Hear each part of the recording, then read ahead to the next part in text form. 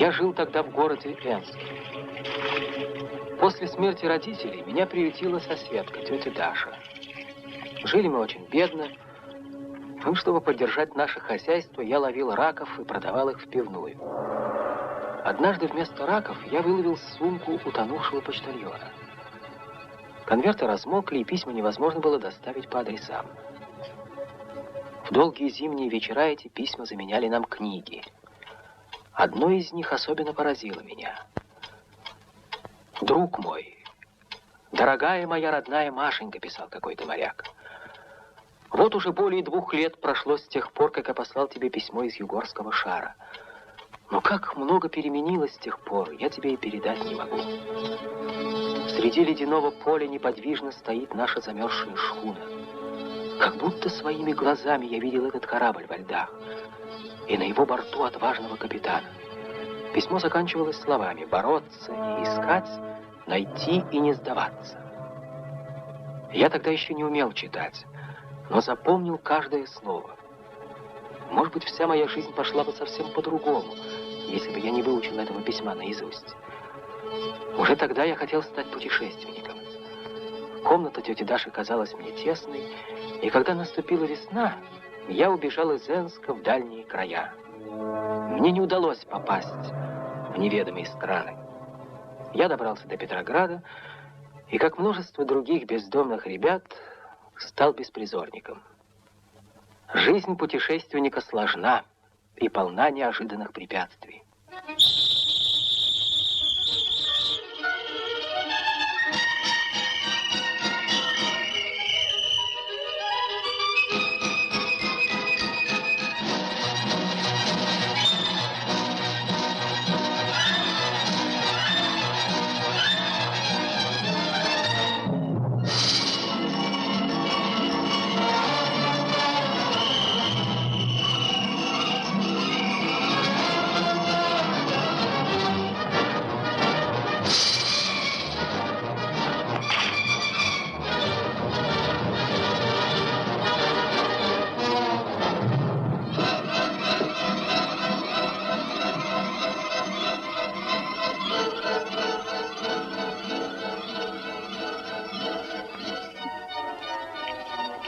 Ну-ка, паренек, помоги-ка мне, братец. Видишь, одному не управиться. А сколько дашь? Сколько дашь? Бери, бери, не обижу. Ого, а далеко нести? Рядом. 4-ю школу коммуны знаешь? Знаю. Пойдем.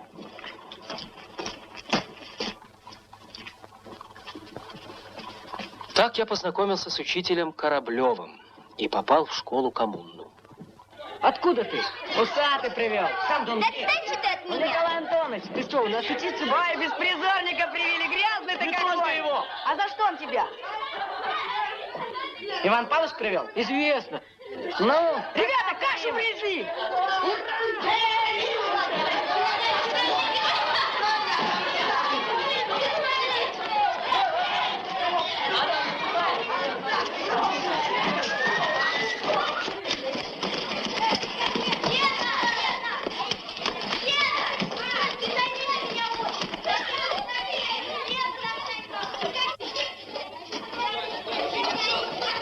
На, ешь.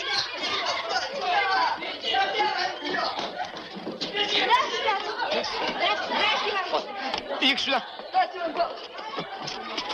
Да-да-да, иди.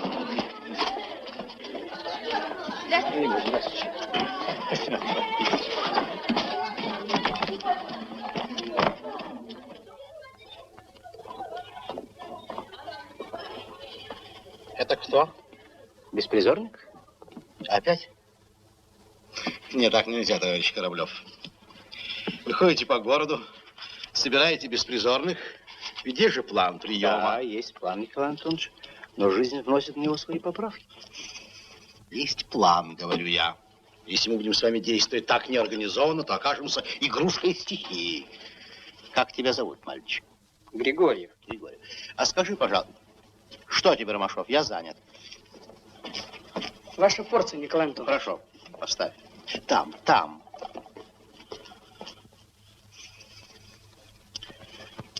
Спасибо. Ну, ступай, ступай. Ну, ступай же. А ты подойди поближе. Ближе, ближе, подойди. Ты здешний? А родители твои живы? Откуда ж ты? Из Энска. Ах, вот как? Знакомый город. Как же ты попал в Петроград? Есть было нечего, вот попал. Так чему ж ты намерен посвятить себя в этом городе?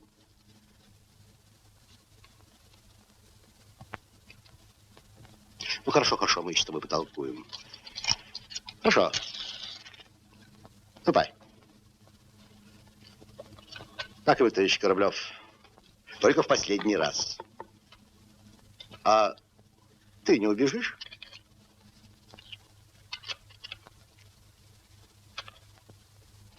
На уроке географии, дети, вы изучали корову как жители земного шара. Вы показывали на карте, где она живет и где ее нет. На уроке русского языка вас учили писать корова. Корова. Корова.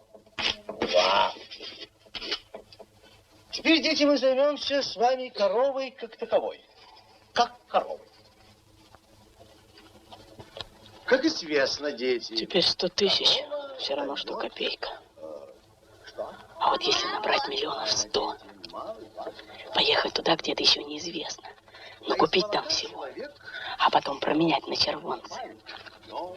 Я подсчитал. 40 тысяч процентов дохода. Подох? Масло, сметану. Нет еще. Подохнет. А ты его в университет снеси. Я туда лягушек таскал. Копейка пара. Но известно, что недобросовестные молочницы часто разбавляют молоко водой. Водой, верно. Но положите в молоко лактометр, и вы сразу обнаружите, сколько в нем молока и сколько воды. Григорьев, ты знаешь, где я живу? Знаю. Вот сбегай ко мне за лактометром. На, вот передай там это. Только ты поосторожней с ним, потому что он стеклянный. На вот. Ты слышишь меня? Слышу. Осторожней. Ну, дети, мы с лактометром познакомимся с вами после перемены. А теперь Жуков Валентин. Расскажи-ка нам, какие тебе известны жвачные млекопитающие, кроме коровы. Бабушка, давайте помогу. Пошел прочь, шалопут. Знаю я вас.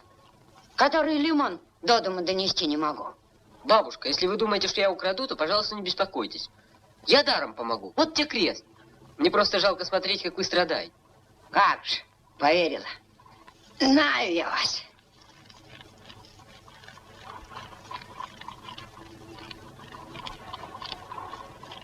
Так то у вас беспризорные украли, а я детдомовский. Вот детдомские ты разбойники.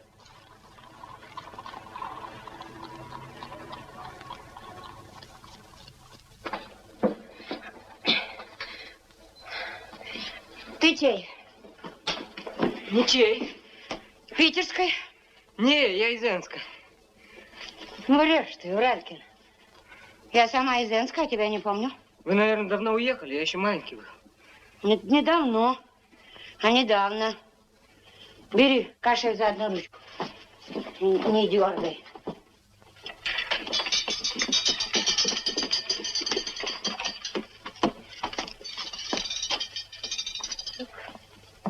И вы сюда, бабушка? Ну ты куда? Домой. А ты куда? Здесь наш заведующий живет. Как зовут его, говори? Николай Антонович. Он меня за лактометром послал. Татарина. Вот записка.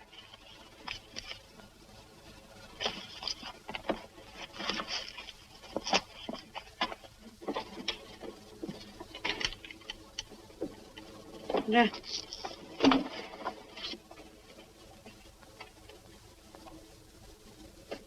Вот, подожди тут.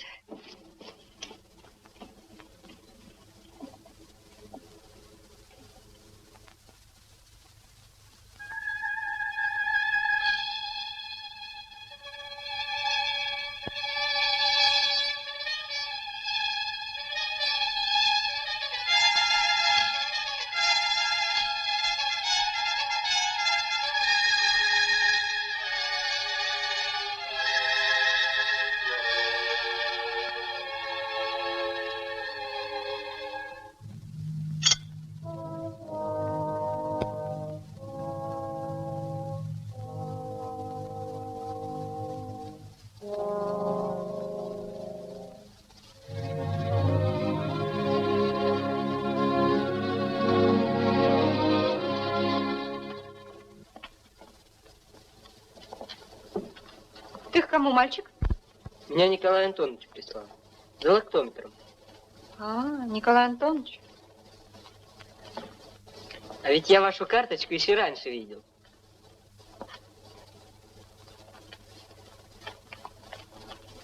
Где ж ты ее видел, мальчик? У нашего учителя, у Кораблева. Она у него на столе стоит. Поговорил и иди. На, вот тебе лактометр. На, бери. Сказал даром, значит даром.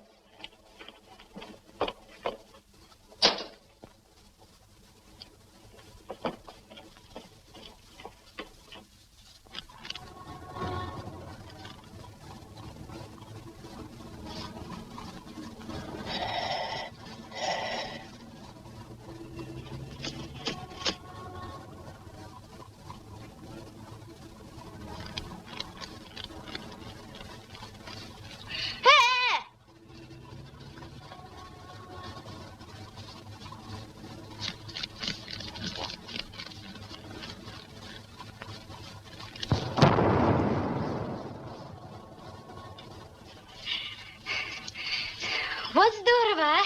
Что это? Балда, гремучий газ взорвался. Опыт по химии. Я тебя спасла. Ты бы погиб, раненый наповал в спину.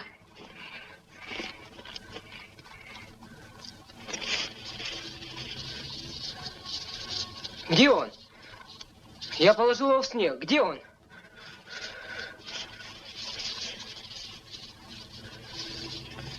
Это же наш лактометр. Кто тебе его дал?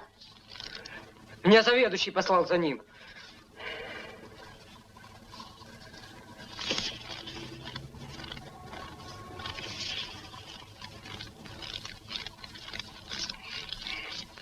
Подумаешь, стекляшку разбил. Хочешь, я сама поговорю с твоим заведующим? Хочешь? Уходи. Хочешь?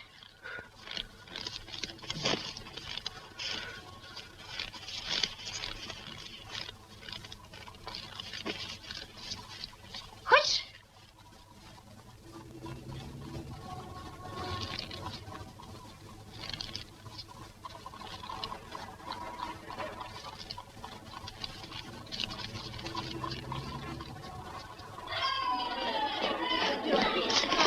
Николай Антонович, вы послали его с лактометром?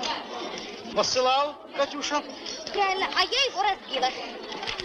Врет, он взорвался. Так, ничего не понимаю. Тише, товарищи, тихо.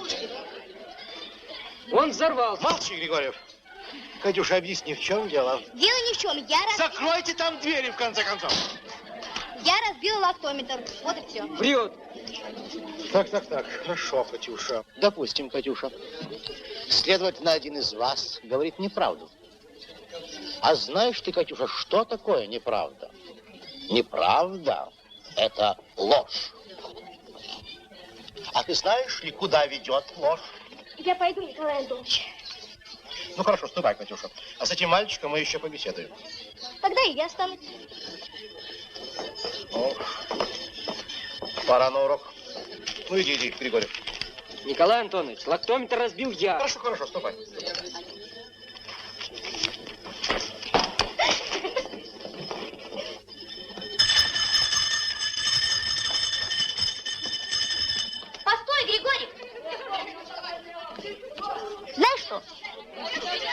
ко мне, ладно? А он тебе кто? Кто? Заведующий наш. Отец, что ли? Он никто, вот он кто.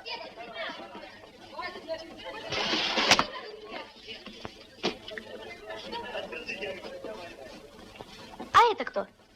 Ромашка. Мы его совой зовем. Знаешь что? Пойдем куда-нибудь вместе, а? На каток, а? В зоопарк, а? Посмотрим.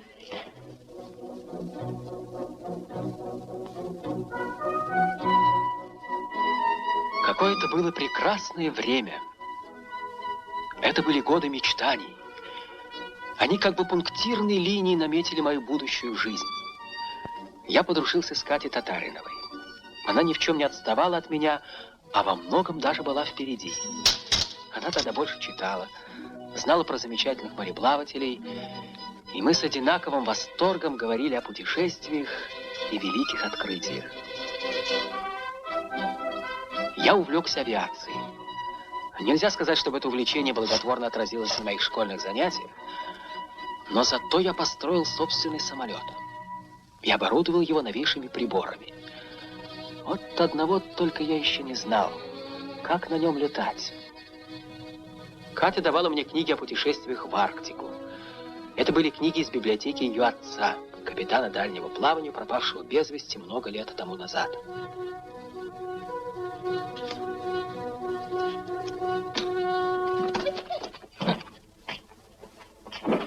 Я 1000 раз спросил тебя, Катюша, ничего в этом кабинете не трогать.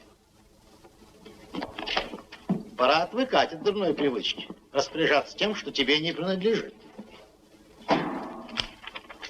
Остается подумать, что ты это все делаешь нарочно, чтобы досадить мне. Но я не хочу этого так думать. Да, не хочу. Если бы твой покойный отец мог видеть тебя в эту минуту, он был бы огорчен. Весьма огорчен. Иди обедать, Катюша.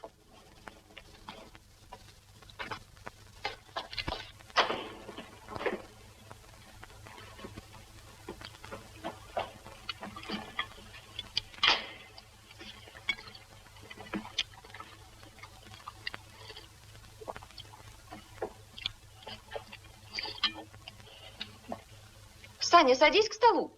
Спасибо, я не хочу. Пообедай. Саня. Саня. Григорьев, вот ты сказал спасибо. А знаешь ли ты, что такое спасибо? Имей в виду, что в зависимости от того, знаешь ли ты это или не знаешь, понимаешь или не понимаешь, может тем или иным путем пойти и вся твоя жизнь. Мы живем в человеческом обществе. И одной из движущих сил этого общества является чувство благодарности. Может быть, тебе известно, что у меня был некогда брат. Ты видел его портрет в кабинете? Я помогал ему неоднократно. Я снарядил его экспедицию. Ну и что же? Он оказался неблагодарным. Это крайне пагубно отразилось на его судьбе. Я это говорю потому, что я всем желаю добра. В том числе и тебе, Григорьев.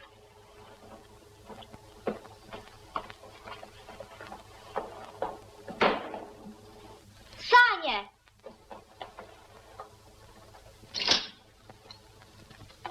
Саня! Эх ты, он над тобой издевается, а ты терпишь. Не твое дело. Нет, это мое дело, раз над людьми издеваются. Ну, отлично. Катя, а к вам я больше не приду. Ну и пожалуйста. Знаешь что, приходи ты к нам в школу. У нас в субботу суд. Какой суд? Над Евгением Онегиным. Приходи, интересно.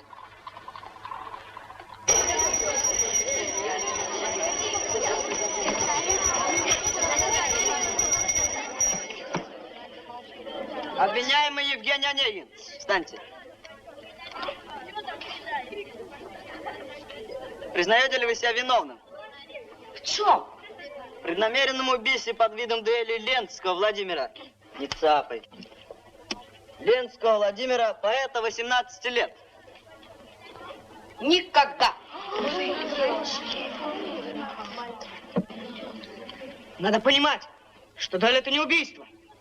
Тогда приступим к допросу свидетелей. Гражданка Ларина, что можете показать по этому делу? Лично я считаю, что Онегин целиком и полностью отвечает за эту дуэль. И вообще он любил зазнаваться. И с моей точки зрения был пустой эгоист. Погромче! И как про него сказал товарищ сам Пушкин. Он был ничего не слышно. Судей решительных и строгих, ученый малый, но педант. Имел он счастье. Как выросли ваши ребята. Как изменились. А где Катя? С вами? Николай Антонович приказал ей остаться дома. Она не придет. А похож.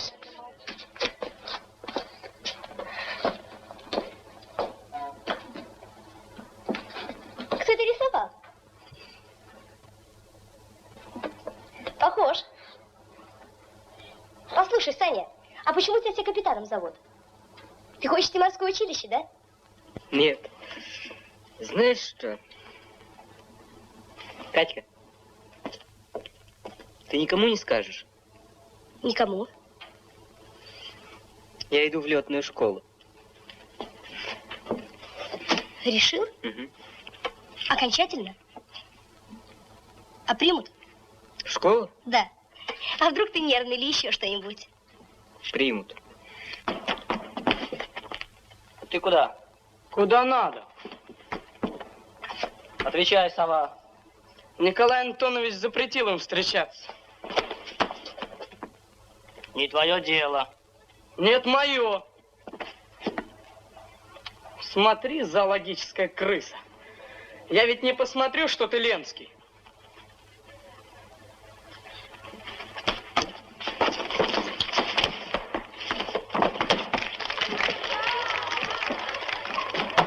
Жуков! Ленский! Валя! На сцену! Твой выход! Твой же выход!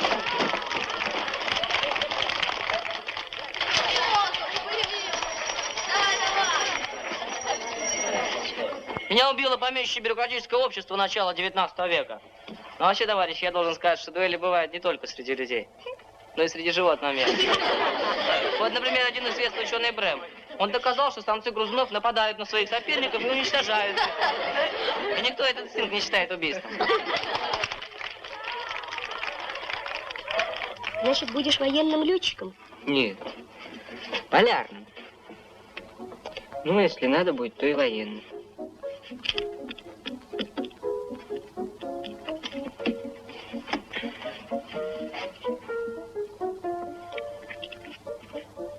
Катя. Пойдем в зал.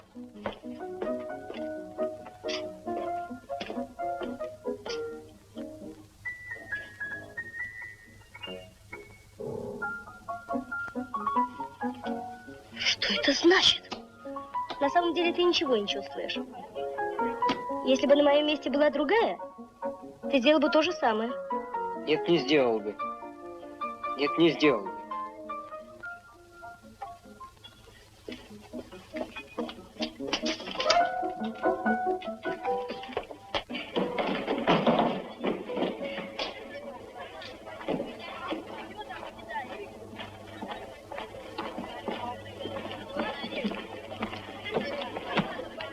Пришла сюда, несмотря на мое запрещение? Ты пренебрегла моим запрещением. А между тем ты, без сомнения, отлично знаешь, что я желаю тебе добра. И как человек, и как педагог. Как твой опекун, Катюша, я напомню тебе одну известную римскую поговорку. Скажи мне, кто твой друг, и я тебе скажу, кто ты. Ты считаешь возможным для себя дружить с человеком? Это мое дело, с кем я дружу. Дружить с человеком, который не дорожит твоей честью? Замолчите, Саня! Саня!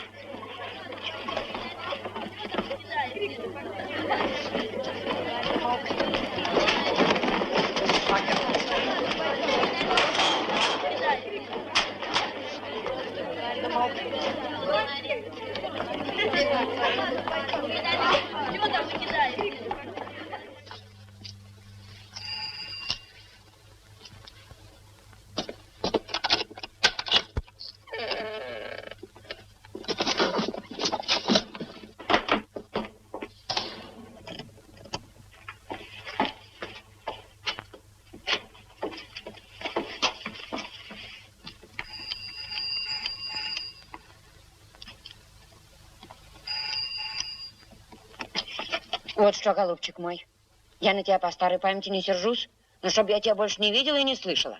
Мы туда, ты сюда. Позовите Катю. Нет, Катя уехала. Ступай.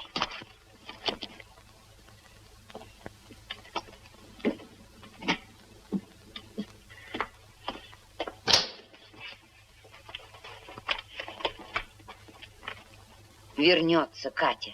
Ее в Энск отправили к родственникам, к Бубенчиковым. В Энск? Когда? Надолго? И чтоб след твой простыл, и чтоб на глаза не попадался.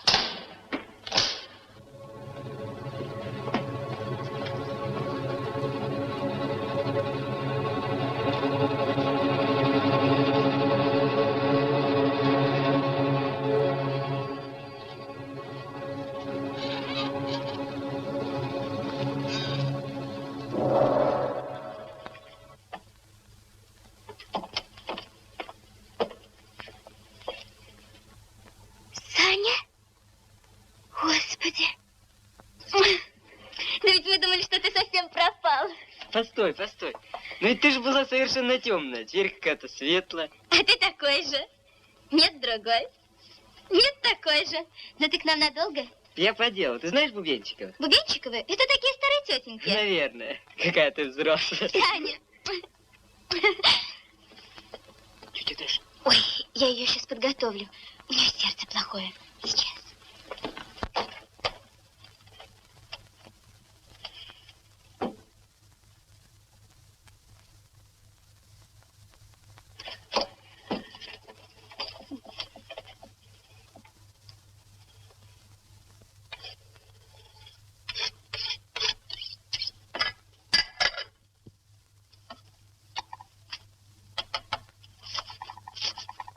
Вот наша рачевня.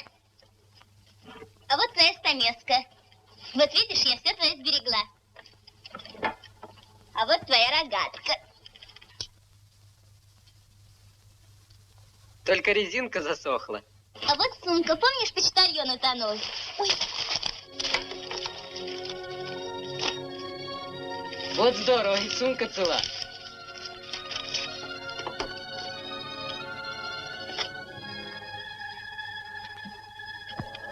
Саня? Что с тобой? Саня?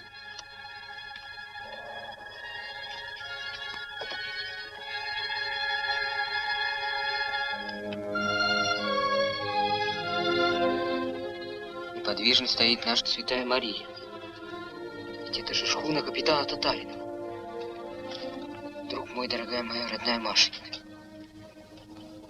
Ведь это же Марья Васильевна. Тетя Даша! Тетя Даша! Я убежден, что это земля. Я назвал ее твоим именем. Здесь нет еще страницы. Там еще было бороться, искать, найти и не сдаваться. И еще там было неудачи преследуют нас. И главное из них та, что снаряжение экспедиции я поручил брату. Николай погубил нас и, как я предполагаю, намеренно. Молю тебя, не верь этому человеку. Но ведь была же здесь еще одна страница. Но ведь я-то помню, но мне же не поверят.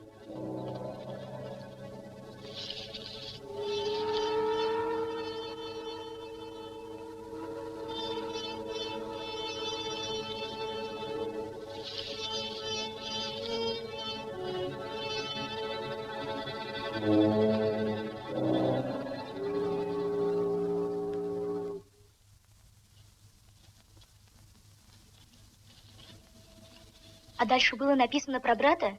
Да? Так и написано. Николай погубил нас. Я могу повторить точно. 100 раз могу повторить. Неудачи преследовали нас. Не надо, я слышала. Нет, нет, нет. Это не он. Это не он. Нет, это он. Кто всегда хвастался, что сам снарядил экспедицию? Не будем больше говорить об этом. Это не он. Ну хорошо, не будем. Это он. Ты не понимаешь. Маму жалко.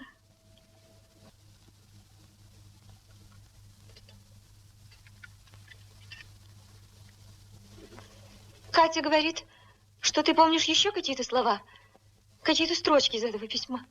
Да, помню. Ну, Саня? Здесь кончается. На любой карте ты найдешь теперь сердечный привет от твоего. Верно? Верно. Дальше так. Сердечный привет от твоего Мангатима истребиный коготь. Мангатима? Да, Мангатима. Нет, Монтигома. Монтигома, ястребиный коготь, я его так называла когда-то.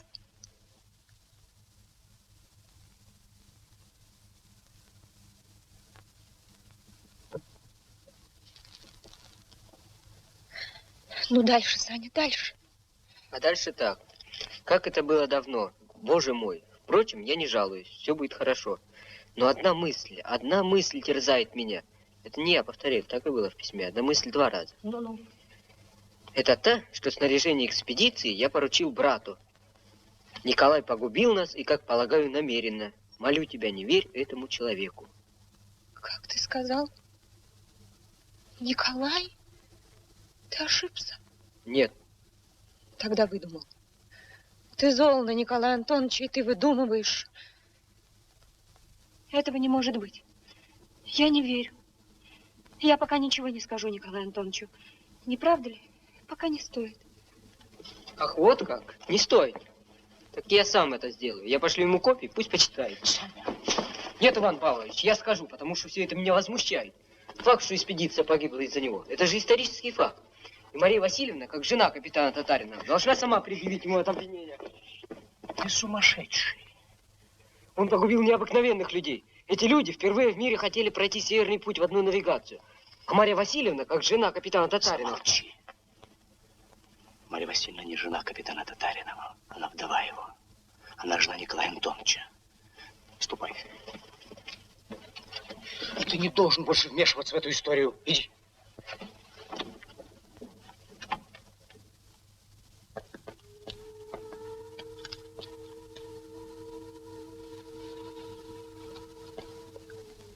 Холодно.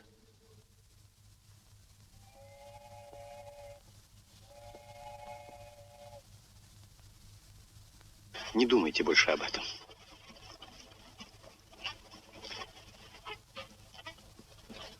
Я провожу вас.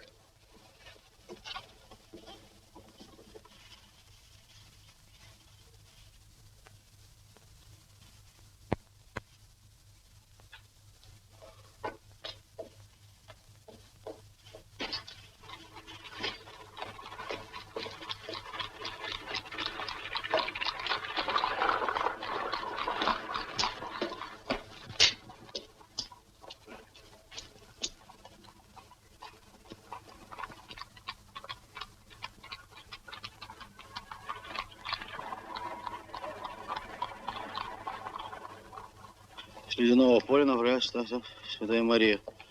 Таким образом, это, по-видимому, одно из последних писем Ивана. Любопытно, как оно попало к тебе? Что с тобой, Маша? Это не все. Здесь нет конца. Ну? Снаряжение экспедиции я поручил Николаю. Угу. Он погубил нас и, как я полагаю, намерен. Это не обо мне. Это не обо мне. Там же было очень много людей. Там же были купцы, ростовщики. Ты же знаешь, Маша. Взгляни. Ну вот документы. Взгляни.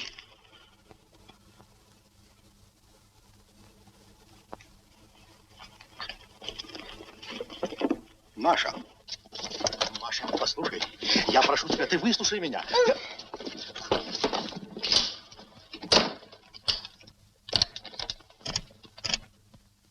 Пройдемся еще немного.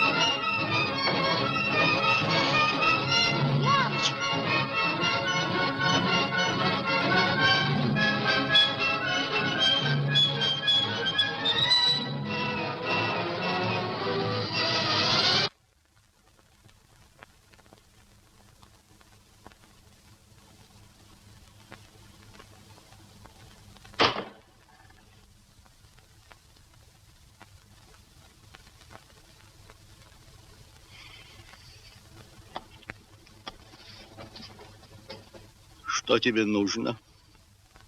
Я пришел поговорить с вами. Говори. Ну-с. Может быть, здесь неудобно? Нет, здесь удобно. Кораблев, Иван Павлович, Кораблев, говорил мне, что будто бы вы предъявили ему какие-то документы, какие-то письма. И выходит, будто бы я нарочно уверял Марию Васильевну, чтобы отомстить вам. Будто во всем виноват я. Я прошу показать мне эти письма.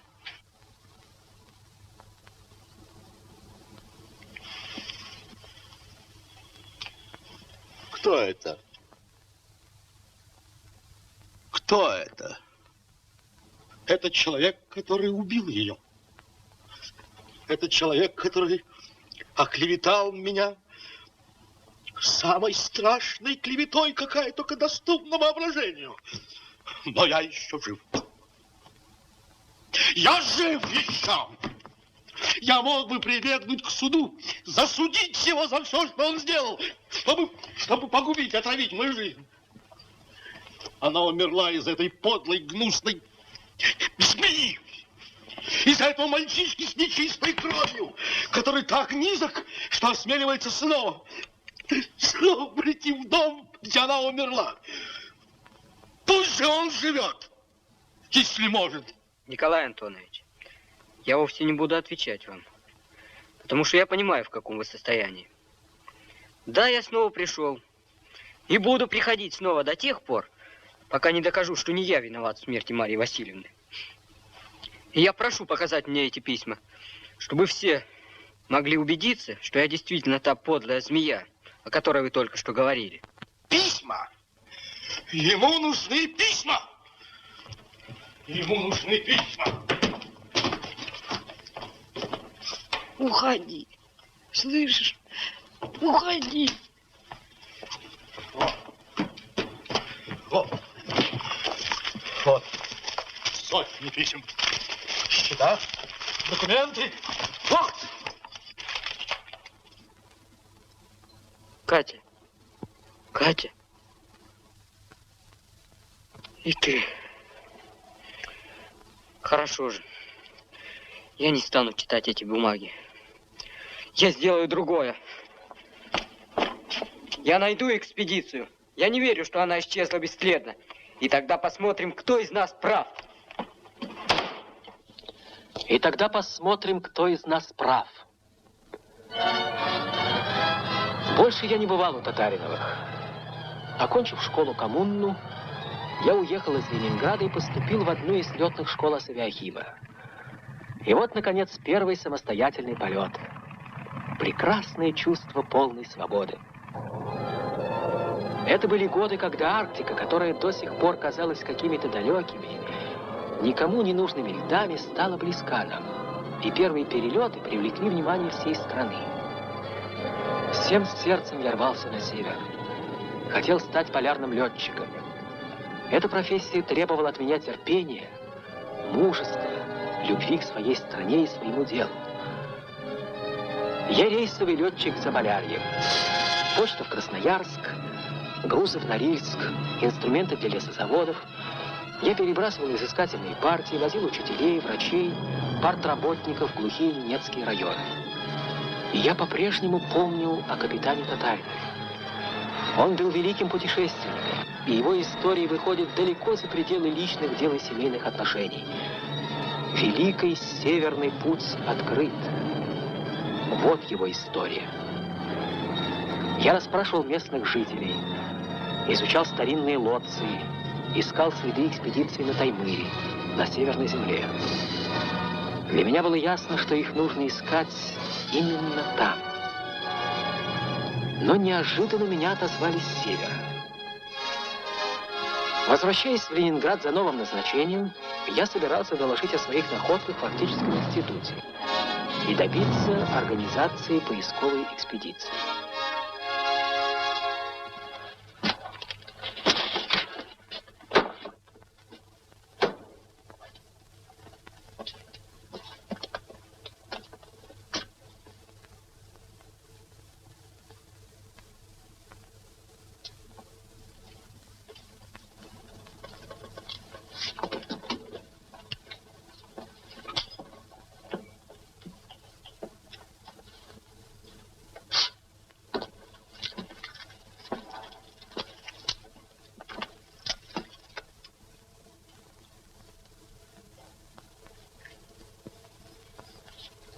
А где у тебя пепельница? Что?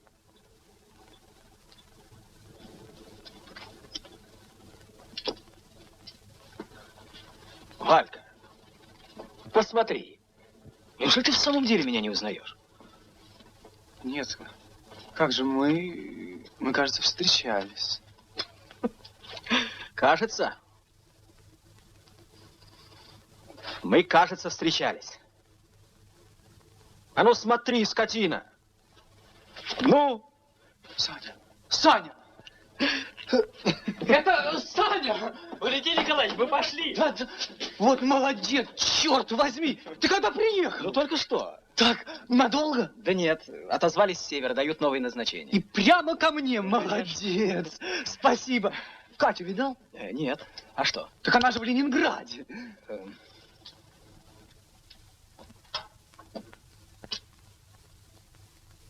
Валя, а где у тебя можно умыться? Ты с ней переписывался?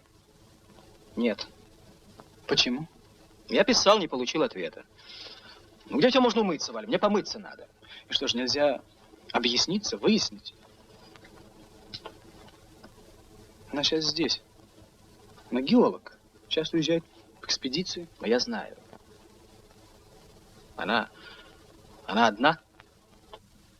Почему вы молчите? Потому что я не намерена отвечать на ваш вздор.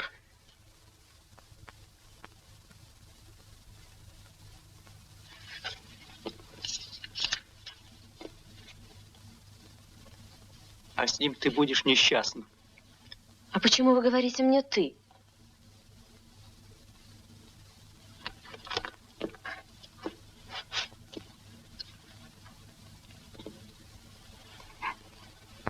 Я убью и себя, и вас. Послушайте, вам нужно, знаете что? Вам нужно отдохнуть. Вы устали. А если вы убьете себя, это будет просто прекрасно. Вы человек без всякого достоинства. Иначе бы вы не стали ходить за мной каждый день по пятам, как собака. Не смейте! Вы слышите?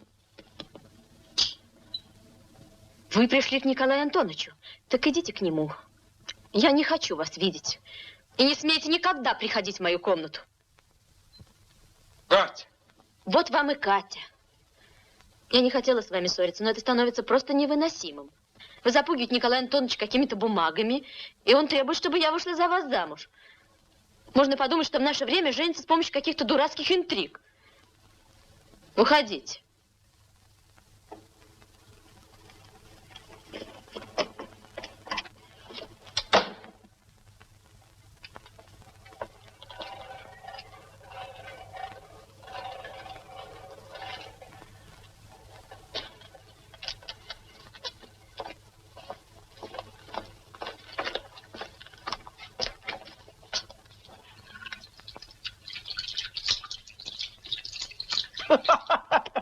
И мы потрошили желудки соболей. Но несколько желудков у нас было собственных, и 200 штук прислал краевой заповедник. Сань, вот как ты думаешь, чем главным образом питается соболь? Ты знаешь, мне удалось открыть интереснейшую штуку. Послушай, Валя, ты часто бывал у Татариновых? У Татариновых? Ну, не очень, раз 3 был. Ну и как они поживают? Ничего. Саня, а ты знаешь, что ты ошибся в Николае Антоновиче? Да, Санька, ты ошибся в нем. В самом деле? Это очень почтенный человек. Он теперь профессор. А что же он читает? Педагогию. Да и уверяю тебя, что очень почтенный профессор. Член географического общества. Написал очень дельную книгу о капитане Татаринове. О, ну что ж, почитаем. Вот Ромашов рассказывал, что в прошлом году... Позволь, Ромашов? А это еще откуда взялся? Ну, откуда? Он меня туда привел. Он тоже бывает у Татариновых? Он же ассистент Николая Антоновича. Он вообще, там вообще самый близкий человек. Я не понимаю, о ком ты говоришь. Ромашка? Ну, Ромашка. Ну, конечно, так его сейчас никто не называет. Между прочим, по-моему, собирается жениться на Кате.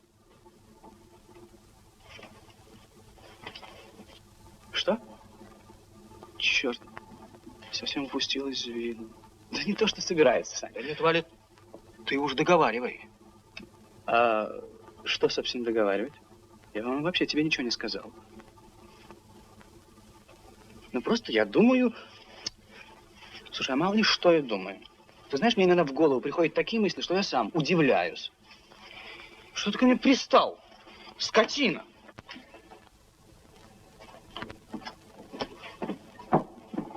Да я не знаю. Но просто мне кажется. Но ведь ты учти, что мне иногда черт знает, что кажется. В общем, ты мне можешь не верить, и баста. Саня, что?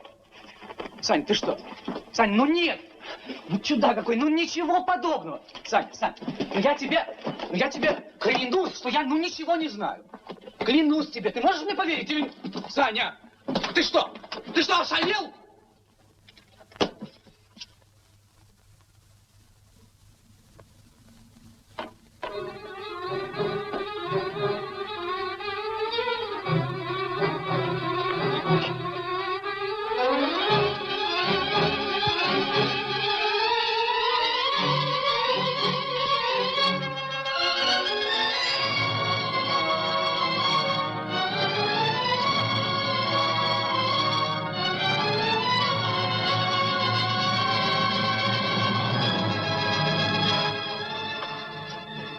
Да неужели?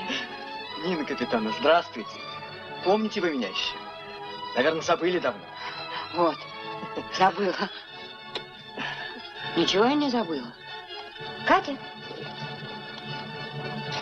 Катя? Александр Григорий, вон он. Какой? О, молодой орел, залетел наконец к нам, а? Вот, кажется, недавно мальчишка был, а вот поди ж ты. Какую себе специальность избрал? Молодец. Ну, обыкновенная специальность, Николай Антонович. Такая же, как всякая другая. Такая? Ну, нет. А самообладание, а дисциплина, да не только служебная, а и внутренняя, так сказать, самодисциплина. Ромашка? Здравствуй, сова.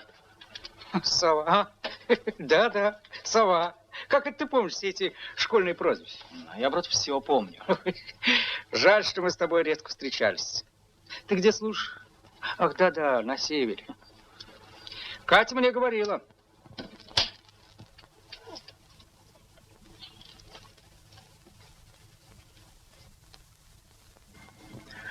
Здравствуй, Катя. Здравствуй, Саня. Надолго к нам? Да еще не знаю. Меня вызвали. Я только что. Я сегодня... К столу, молодой орел, к столу.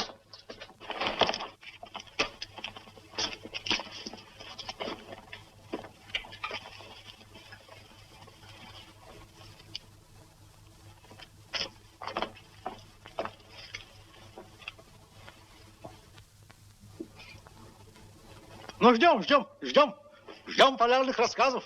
Слепые полеты, дрейфующие льды, снежные пустыни. Да все в порядке, Николай Антонович. Льды как льды, пустыни как пустыни. Тут как-то недавно я встретил своего старого приятеля. В настоящее время он служит в нашем торгпрессе в Риме. Я спрашиваю у него, ну как Рим? А он мне отвечает, да ничего, Рим как Рим. Похоже, правда?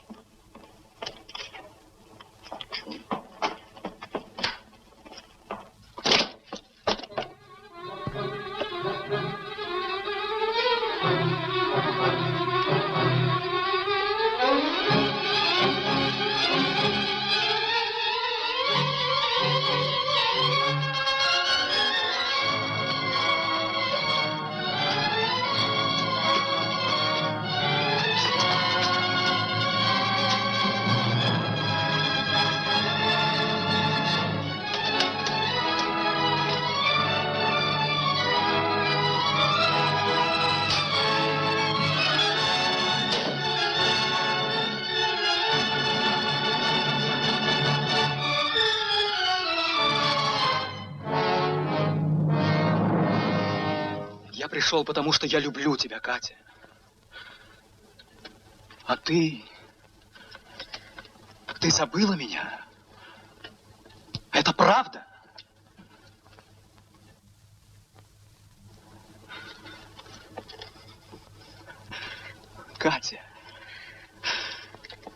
Катенька, я теперь знаю о твоем отце больше всех людей на земле. Вот смотри.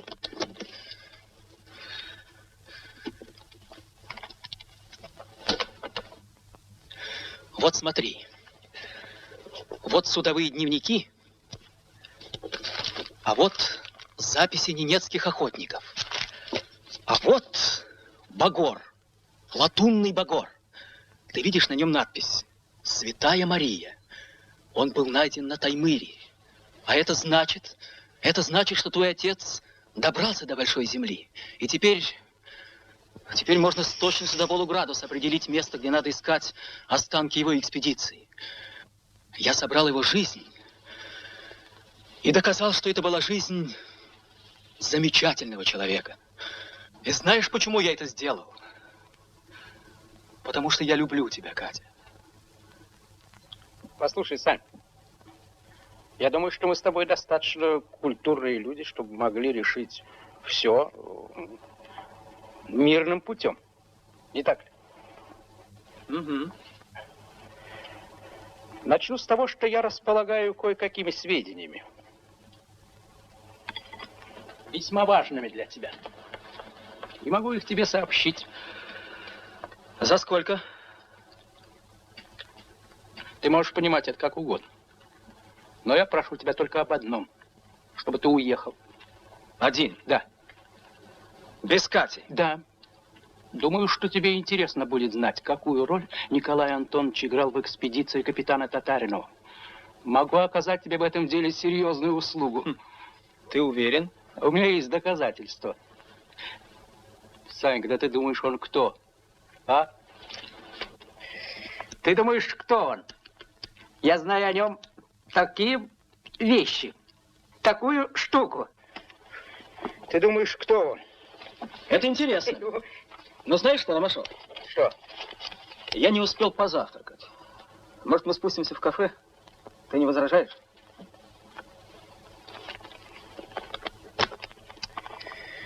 Ты мне не веришь. Нет, почему? Сейчас верю. Ну, хорошо. Пойдем.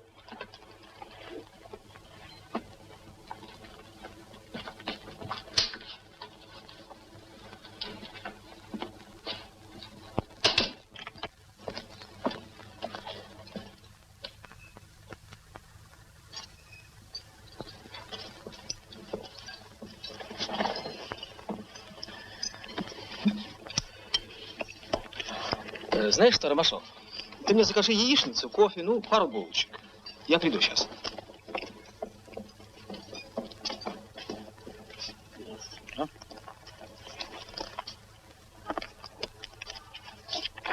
Значит так.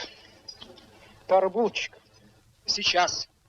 Нет, Николай Антонович, вы меня найдете в кафе. Ну, не будем, что называется, считаться визитами. Да, и повторяю, это очень важно не столько для меня, как для вас. Да. Я жду.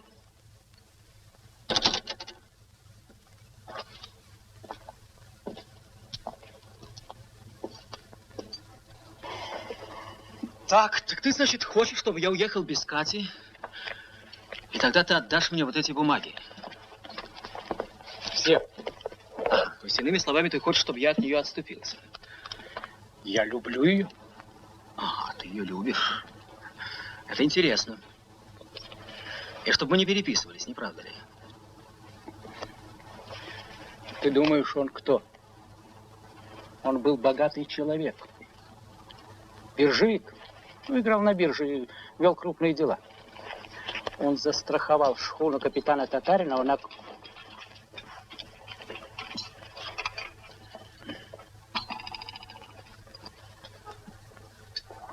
Спасибо. Он застраховал шхуну капитана Татаринова на крупную сумму и сделал все возможное, чтобы она не вернулась. Мальчишки по всему Архангельску собирали полудохлых собак, а он платил за них по 2-гривенному за штуку. Это была экспедиция на тот свет. Да что там. Он убил этого капитана, потому что был влюблен в его жену, Марью Васильевну. Я тебе помогу. Он полетит у нас кверх ногами.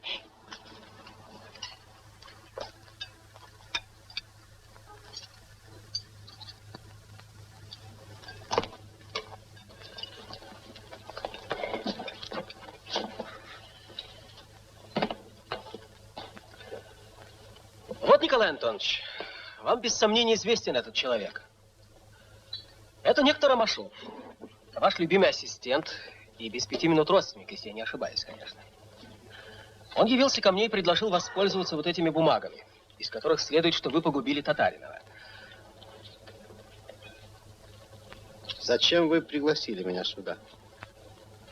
Вы хотели уверить меня в том, что он негодяй? Это для меня не новость.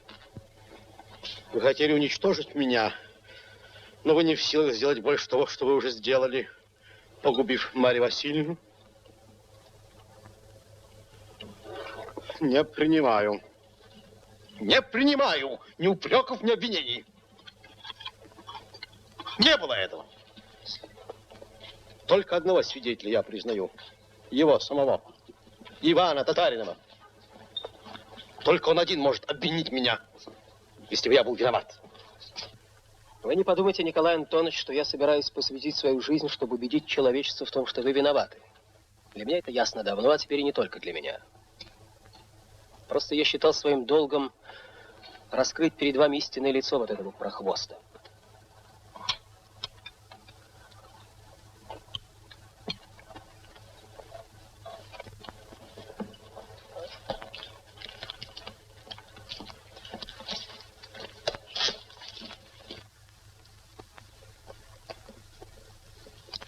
А тебе больше не понадобятся эти бумаги. Она уходит от нас.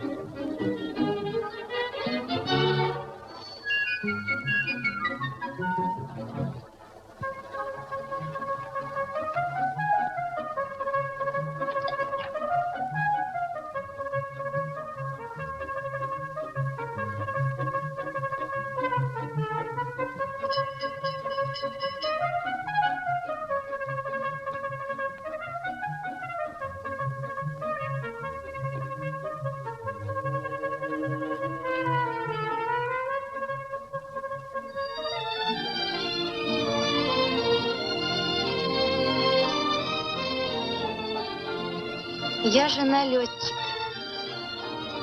Время идет день за днем, месяц за месяцем. Мы живем на Западе, на Дальнем Востоке. Я жена летчика. И так же, как жены других летчиков, волнуюсь, когда в отряд приходят новые машины. Надоедаю дежурному, когда Саня не возвращается в положенное время. Иногда мы видим друг друга в дневные часы. Говорят, что есть жены, которым это не кажется странным. Потом снова разлука, снова тревога.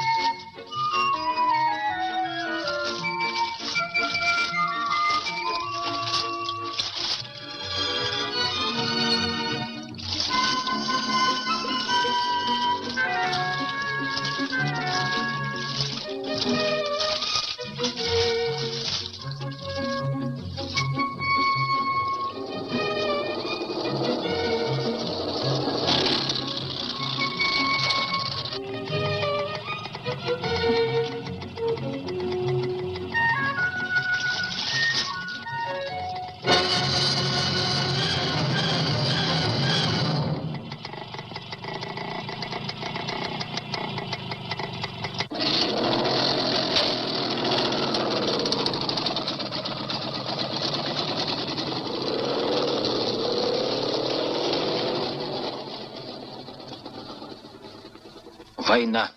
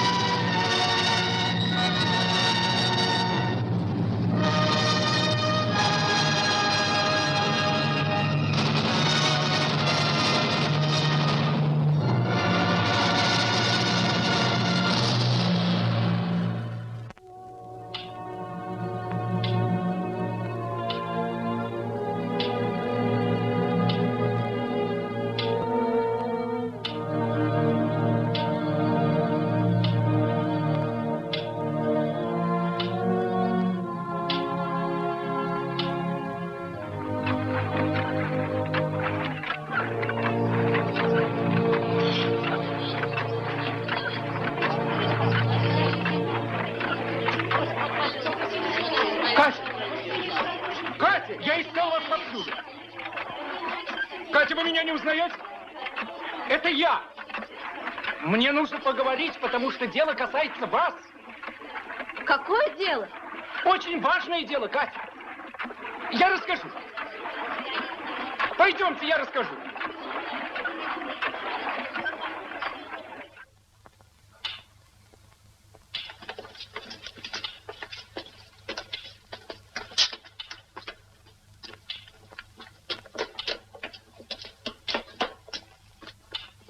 Кто это? Самый плохой человек на земле. Дура, а зачем ты его привела? Старый друг, что делать?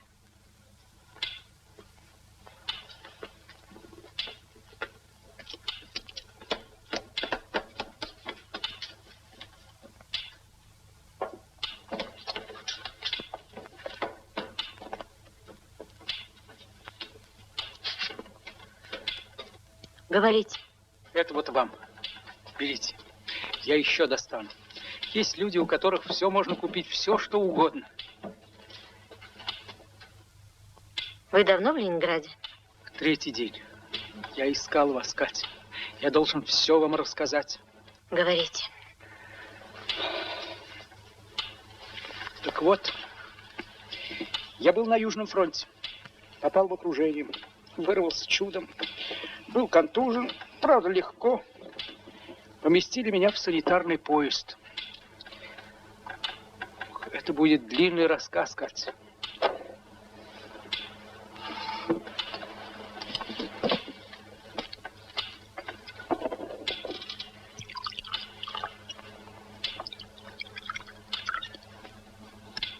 Вы курите?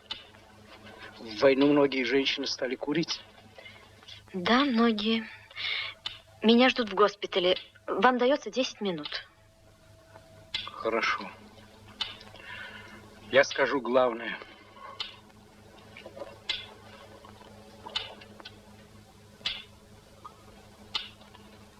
Так мне легче. Скажу главное. Мы ехали долго. И вот однажды санитарка позвала меня к раненому командиру. Он отказывался есть, говорил, что застрелится, плакал. Я пошел к нему. Он лежал лицом вниз. Обе ноги были забинтованы и так неумело. Вы пейте. Пейте, а то я все пью. Напьюсь. Что станете делать? Прогоню. Досказывайте вашу историю. Это был Саня. Как он попал в эшелон, я не успел расспросить. Через час после этой встречи нас обстреляли немецкие танки. С первого выстрела был подбит паровоз. Раненые стали прыгать из вагонов под нас. Разбежались. А из танков через эшелон стреляли по ним шрапнелью.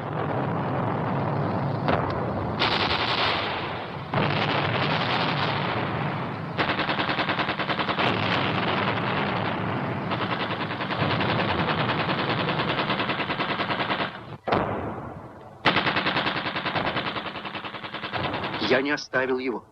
Я переполз с ним через болото, и мы укрылись в лесу. Мы оказались во вражеском окружении.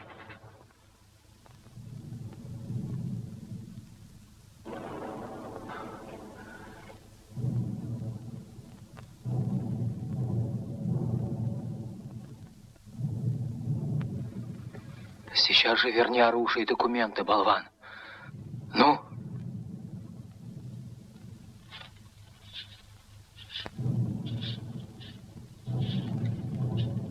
Ты все равно умрешь. Тебе не нужно оружие. Умру я или нет, это уж мое дело. Но ты мне верни пистолет, если не хочешь попасть под полевой суд. Какой там полевой суд? Мы одни, и никто ничего не узнает. О том, что ты жив, еще никому не известно. Знаешь что?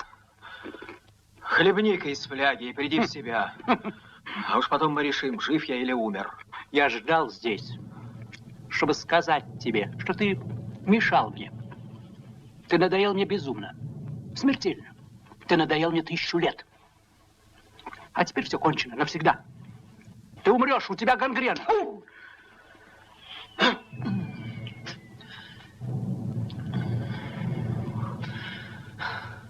Подлец. Подлец. Мерзавец. Если бы я только мог, боже мой, я...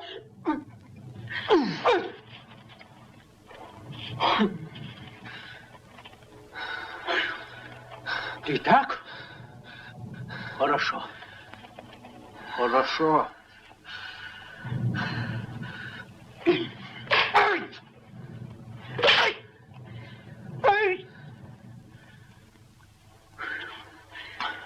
Хорошо. Я оставил его в роще, а сам отправился к железной дороге. Дело в том, что, спасая Саню от обстрела, я заметил перевернутую дрезину. Если бы удалось мне ее поднять и поставить на рельсы, мы были бы спасены. Но до дрезины я не добрался. В болоте меня заметили и обстреляли. Я притворился убитым и пролежал до темноты. А когда вернулся в рощу, то Сани уже не было. В том месте, где мы расстались, я нашел вот этот вот мешок. Да, когда-то мы ссорились с ним. Уйдите.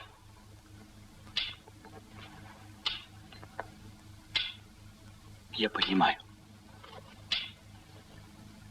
Понимаю. Вам необходимо сейчас побыть одной.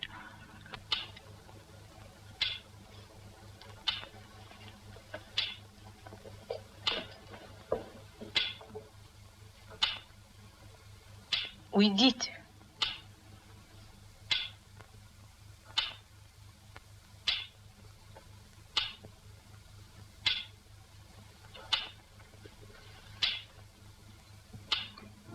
Где ты? Что с тобой? Да спасет тебя любовь моя. Да коснется тебя надежда моя.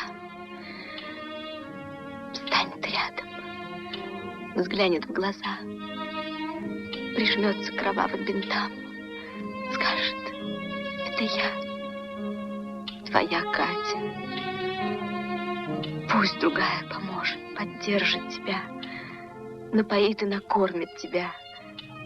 Это я, твоя Катя. И если смерть склонится над твоим изголовьем, и больше не будет сил, чтобы бороться с ней, и только самая маленькая, последняя сила останется в сердце, это буду я. Я спасу тебя.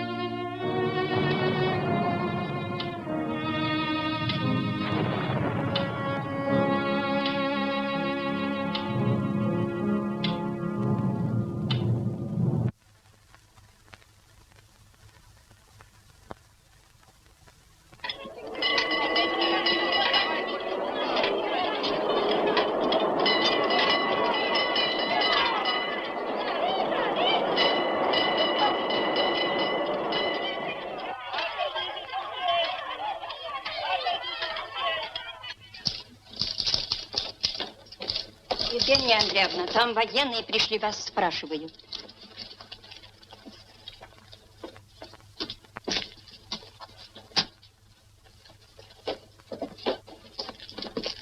Вы работаете в госпитале? Да. А вы Татаринову знали? Где она? А вы кем приходитесь, Катерине Ивановне? Она жена моя. Да что вы. Где она? Ее нет. Она была очень плоха, и доктор Трофимова помогла ей эвакуироваться еще зимой. Куда? Вот этого я вам сказать не могу. Не знаю. А сейчас доктор Трофимова здесь? Нет. Как отправила вашу супругу, сама сейчас же на фронт. И с тех пор никаких известий. Евгения Андреевна, а может, тот майор знает? Помните, приходил к ней? Да, от него потом еще письма приходили. Какой майор? Да рыжий такой. Вот.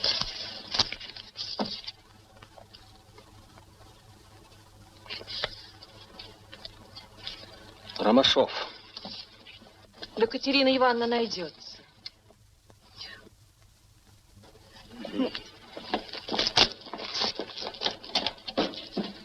Вот что, Коля, я пойду с ним, а ты ступай в комендатуру. Пусть пришлют патруль по этому адресу.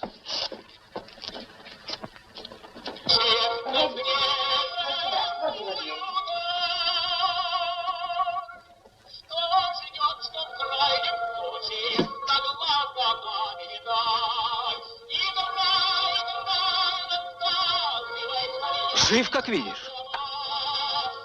Да, вижу.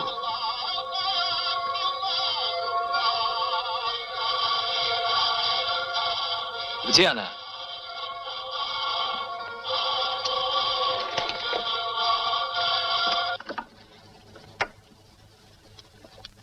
Рассказывай все. Ее больше нет.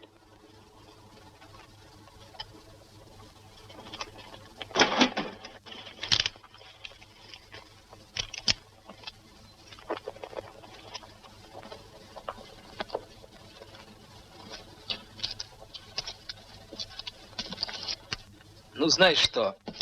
Не валяй дурака.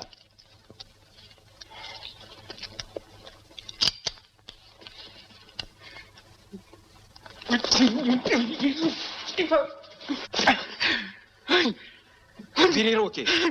Убери руки!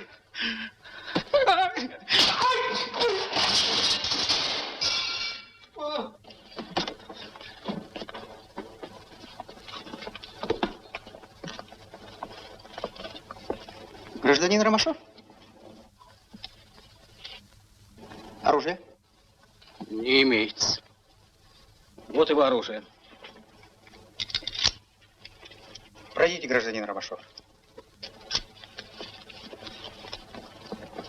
Напрасно ты ищешь Катю. Ее больше нет. Она умерла. Она умерла. Товарищ капитан, прошу вас предъявить документы. Капитан Григорьев, Северный фронт, почтовый ящик 1902. Надолго к нам в Ленинград? Сегодня улетаю в часть. Разрешите, товарищ полковник? Я жду вас.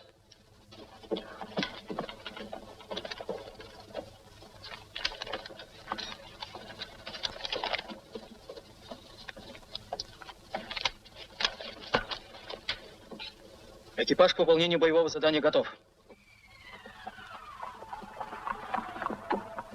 Немецкому рейдеру удалось пройти в Карское море и обстрелять порт. И сейчас он бродит где-то далеко на востоке. Задача ваша найти и утопить его. Посмотрим, как пройти туда. Возьмем крайний пункт с востока. 79 градусов 35 минут широты. Между 86 и 87 меридианами. К русским островам и к архипелагу Норденшельда. Потом вдоль побережья от мыса Стерлигова. А ведь это же маршрут капитана Татаринова. Вы там были? Нет. Извините, товарищ полковник. Итак, от мыса Стерлигова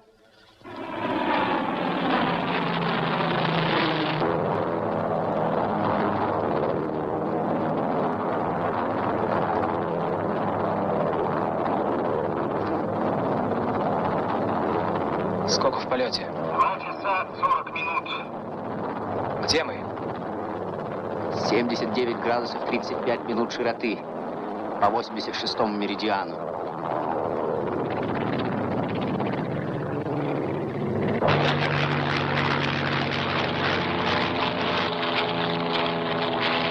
Что случилось? Посадка? Ничего. Всю жизнь я вижу перед собой этот остров.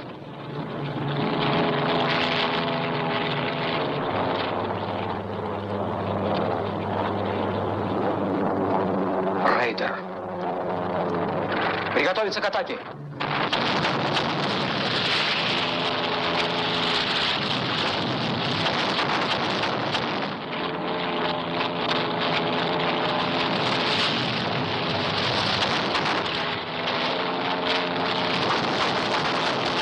Мимо. Беков, как там у тебя? Иду на второй заход.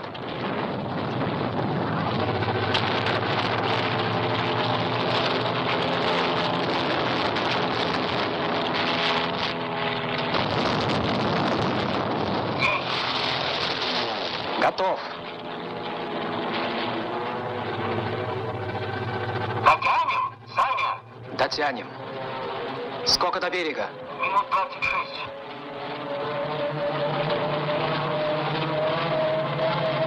Только на воду.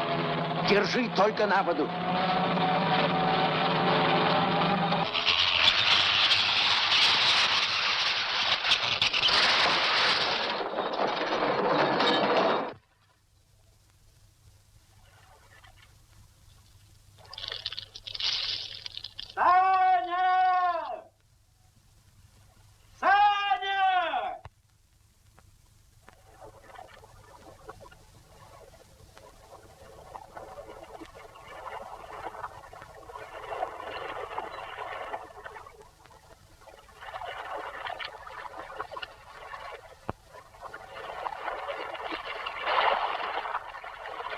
Где мы? 79 градусов 5 минут широты.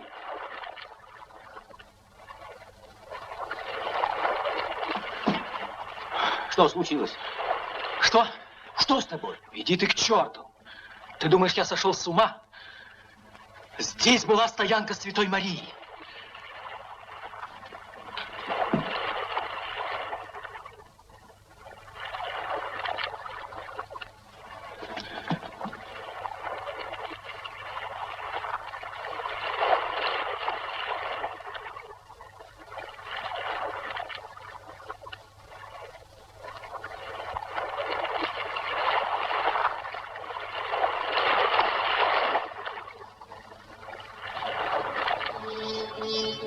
Да, здесь был последний лагерь Святой Марии. Мы нашли стоянку капитана Татаринова, или вернее то, что от нее осталось, в районе, над которым десятки раз летали наши самолеты, везя почту и людей, машины и товары. Случайно ли мы нашли ее? Нет. Разве я не знал, что рано или поздно прилечу сюда? Я всегда, закрывая глаза, видел шхуну. В холодную бурную ночь она была раздавлена льдами. С грохотом полетели вниз мачты, стеньки, рей, и через 2 часа пурга уже занесла снегом место катастрофы. Я нашел, потому что искал всю жизнь. Таким образом, путешествием капитана Татаринова постоянный дрейф, установленный Нансеном, был подтвержден. А его формулы сравнительного движения льда и ветра представляют собой огромный вклад в русскую науку. Огромный вклад. Но главный научный подвиг Татаринова в том, что он первый открыл Землю, которая впоследствии была названа Северной землей. И не напрасно искал его летчик Григорьев. Бескорыстно собирал он осколки чужой судьбы, потому что летчик Григорьев – человек советской страны. Ему дороги пути, ведущие в неизведанные просторы. Но есть другие люди, не собиратели, а похитители славы. Это воры и корыстолюбцы, без сердца, без родины. Вот у меня одно из писем, найденных на месте гибели экспедиции. Горько мне думать о всех делах, которые я мог бы совершить, если бы мне не то что помогли, а хотя бы не помешали. Не я один, вся наша экспедиция шлет проклятие человеку, который предал и погубил наше дело. Сейчас, перед лицом смерти, я не могу не назвать его имя. Мой брат Николай Татаринов. Вот его имя. Капитан Татаринов задолго до наших дней понял все значение Крайнего Севера для нашей страны. Крайний правый фланг Отечественной войны пересекает сейчас эти края. И над ними, сражаясь за родину, ведет свои самолеты другой капитан, летчик Григорьев.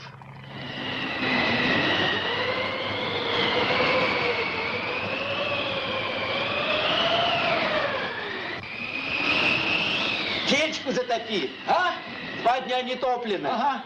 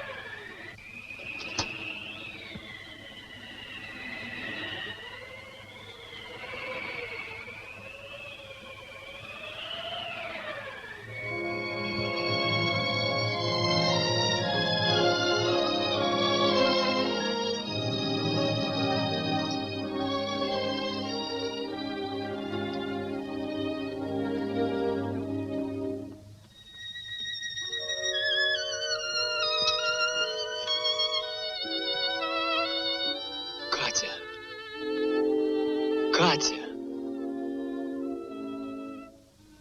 Ты Катя. Ты Катя. Я же. Господи, я писал тебе каждый день. Сотни писем. Одно попало сюда. Мне ответили. И вот я здесь. С тобой. Господи, неужели это ты? Ты Катя. Наверное, это очень трудно быть моей женой.